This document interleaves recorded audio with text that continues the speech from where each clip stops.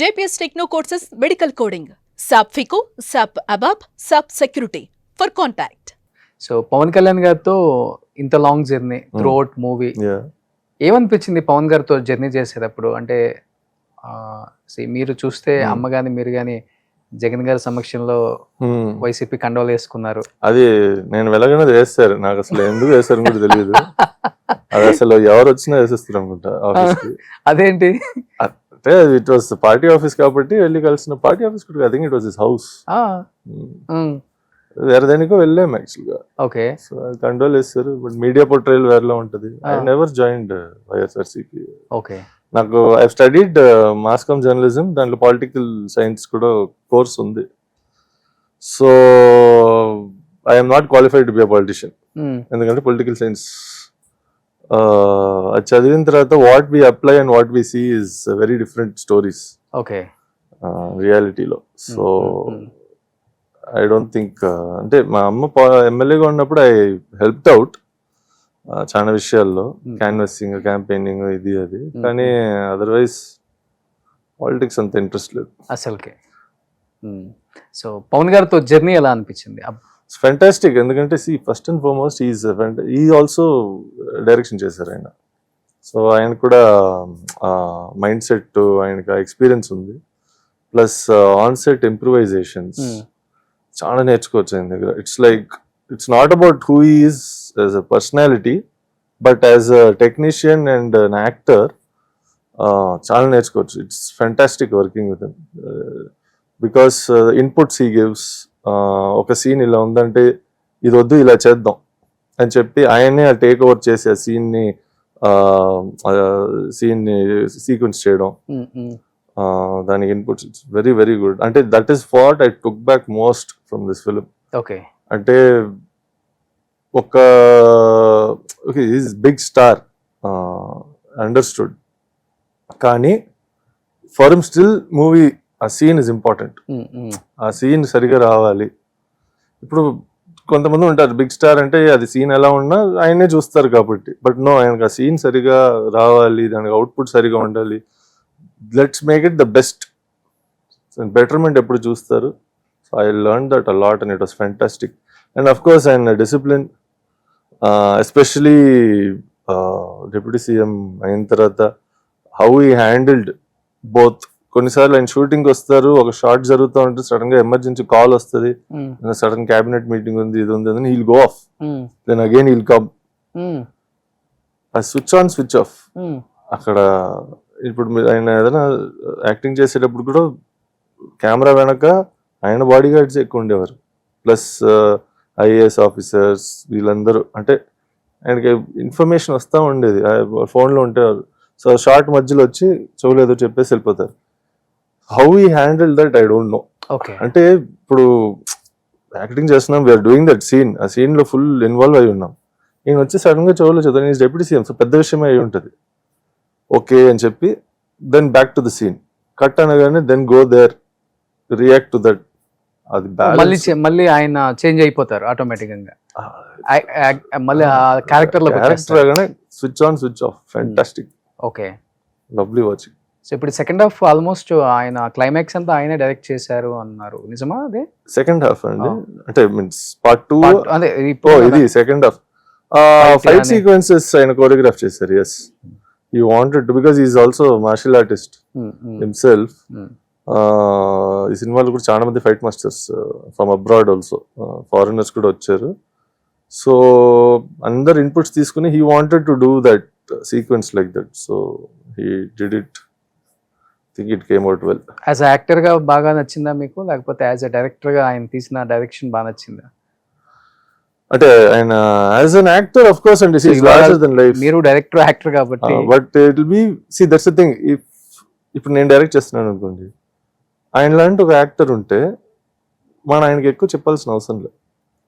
మనకి ఈ సీన్ ఇలా ఉంది, ఇది అండి అవుట్పుట్, ఇది కావాలంటే he will give his inputs, లేకపోతే ఆయనే అది బెటర్మెంట్, ఇంప్రూవైజేషన్ చేస్తారు. Okay okay, so that is something which is very important. And as an actor also, ఇప్పుడు మనం ఆయన పక్కన నించున్న సీన్ లో సేమ్ సీన్, ఇప్పుడు డైరెక్టర్ గా నేను ఒక సీన్ చెప్తున్నా, ఆయన అది ఇంప్రూవైజ్ చేస్తున్నారు.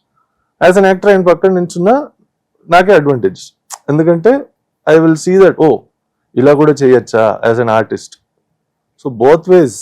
అండ్ స్పెసిఫిక్ గా ఆయన మీ నేమ్ కూడా మెన్షన్ చేశారు. ఎస్ నేను చేశారు. ఐఎమ్ వెరీ సో ఆ గ్రేట్ఫుల్, క్యారెక్టర్ కి మేము జయసూర్య గారి వెరీ అబ్బాయి very grateful. I was surprised అనుకున్నాము అని చెప్పేసి కూడా.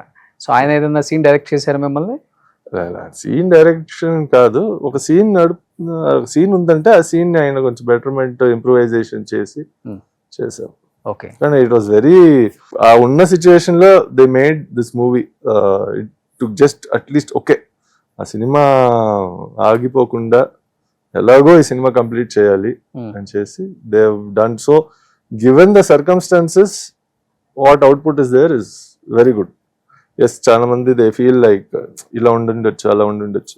ఇప్పుడు నేను కూడా అసలు షూటింగ్ ఉన్నాను కాబట్టి అరే అలా జరిగి ఉంటే బాగుండేదేమో, ఇలా జరిగి ఉంటే బాగుండేదేమో, but it was not in our hands. ఎవరి చేతుల్లో లేదు, ఆయన చేతుల్లో లేదు, పవన్ గారి చేతుల్లో లేదు. It was all the situation was like that.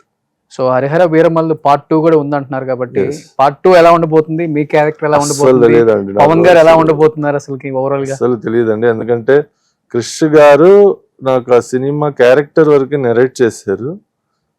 Cinema కూడా ఫుల్ ఫ్లెడ్జ్డ్ గా ఇప్పుడు జ్యోతికృష్ణ గారు చాలా దాని ఇంప్రూవ్మెంట్స్ అంటే దాన్ని ఒక 2 parts గా చేసి దానికి కొంచెం చాలా విషయాలు యాడ్ చేసి చేస్తున్నారు. కాబట్టి యాక్చువల్ గా పార్ట్ 2 ఎలా ఉంటుంది అంటే పార్ట్ 1 నాకు సగం విషయాలు తెలియలే. సో పార్ట్ 2 ఎలా ఉండబోతుందో I'm not sure at all. అంటే స్టోరీ లైన్ అండ్ క్యారెక్టరైజేషన్ అంటే బేసిక్ తెలుసు. ఓకే, ఇది మరి Aurangzeb character Delhi, so maybe Delhi వరకు వెళ్ళాల్సి వస్తుంది. That might be there. Okay, that much only అయినా అంటే నాకు అంతే తెలుసు.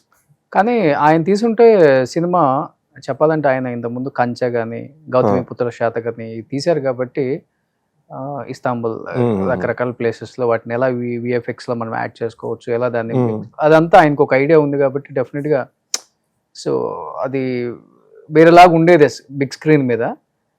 బట్ మీకు అట్లీస్ట్ మీకు ఒక ఐడియా ఉంటుంది కదా ఆర్టిస్టులకి, అప్పుడు దాకా ఇవాళ వరకు సెట్లో ఉన్న డైరెక్టర్ రేపటి నుంచి ఇంకొక డైరెక్టర్ వచ్చారు అన్నప్పుడు డెఫినెట్గా డిస్కషన్స్ నడుస్తాయి. కాబట్టి అక్కడ కృషి గారు ఎందుకు సెట్లో నుంచి అంటే డైరెక్టర్గా ఎందుకు ఆ సినిమా నుంచి వద్దనుకొని బయటకు వెళ్ళిపోయారు అన్న దానికి 100% నాకు రీజనింగ్ తెలియదండి. But from what I know it is because of delays. ఆయనకి వేరే కమిట్మెంట్స్ ఉండి, ఎందుకంటే ఇది ఇప్పుడు జరగలేదు కదండి, ఇది 5-6 years అయిపోయిందా? ఇది గ్యాప్ ఆల్మోస్ట్ నాకు తెలిసి 2023లో జరిగింది. 1 year గ్యాప్, 1.5 year గ్యాప్ వచ్చి 23 బిగినింగ్ నుంచి. సో అంటే మై పార్ట్, ఎందుకంటే October 22లో నేను జాయిన్ అయ్యా ప్రొడక్షన్. చౌకీదాని fight sequence we shot till December. దాని తర్వాత మళ్ళా 1.5 year గ్యాప్ వచ్చింది. సో ఆ గ్యాప్ లో ఐ డోంట్ నో, మేబీ ఆయన వేరే కమిట్మెంట్స్ ఉండడం ఏమో, లేకపోతే యాక్చువల్గా సినిమా వాళ్ళు ఫుల్గా ఆపేసి ఇప్పుడు చేయట్లేదు అని మేబీ ఆ ఆలోచన వచ్చి ఉండొచ్చు. I think that's how Jyothi Krishna he came and took it up. ఆ సినిమా ఆల్రెడీ ఇంత షూట్ చేసాము, ఇంత ఖర్చు పెట్టాము, ఫ్యాన్స్ కూడా ఎదురు చూస్తున్నారు. సో అలా ఆగిపోవడం, నాన్నగారే ప్రొడ్యూసర్ కాబట్టి maybe one of the reason. So అది so he's taken it up as very big burden అండి అసలు. Not because of scale of the project, but ఇంకొక డైరెక్టర్ కథని రాసి ఆయనే డైరెక్ట్ చేసి ఆగిపోవడం, మళ్ళీ ఇంకొక డైరెక్టర్ వచ్చి ఆ ఫుటేజ్ని చూసి దీన్ని ఓకే మనం ఏం షూట్ చేసి దాన్ని ఎలా మ్యాచ్ చేయగలుగుతాము, ఇవన్నీ ఇట్స్ టఫ్ జాబ్. సో ఎన్నిసార్లు చూసారు హరిహర వీరమల్లు మీరు? 2 morning show, then night show. Okay, so రెండు మాస్ థియేటరా లేకపోతే నైట్ షో మాస్ థియేటర్ అని వెళ్ళాము. ఎక్కడ? సికింద్రాబాద్ థియేటర్ పేరు మర్చిపోయా, నా ఫ్రెండ్స్ డూకి చేశాను, అదే పేరు ఎందుకు ఇప్పుడు. కానీ ఫుల్ వర్షం, heavy, so theatre was empty unfortunately. So మాకు ఆ ఫీల్ రాలే. మార్నింగ్ షో కుకట్పల్లిలో అది అశోక మాల్ ఐనాక్స్ లో చూసా. సో ఎంటీ ఉంది మీరు వెళ్ళినప్పుడు థియేటర్ అంతా? మార్నింగ్ షో అయితే హౌస్ఫుల్ ఐనాక్స్ ది. ఓకే. కానీ ఈ వర్షాలు ఇట్స్ క్రేజీ. అంటే ఐఎమ్ షూర్ చాలా మంది వర్షం వల్లే మేబీ రాలేకపోయారు. ఎస్పెషల్లీ విజిల్స్ అవన్నీ విందామని మాస్ థియేటర్కి కానీ మాస్ థియేటర్ అంటే మేము ఎలా అంటే నేను నా ఫ్రెండ్స్ మామూలు సినిమా మాస్ థియేటర్ కదా. ఇది ఇప్పుడు ఫుల్ కొన్ని సినిమాలు ఎస్పెషలీ బాలకృష్ణ గారి సినిమాలు అయితే you have to watch in mass theatre. Exactly. So మేము ఎప్పుడు ఫస్ట్ డే వెళ్ళిపోతాం మాస్ థియేటర్కి.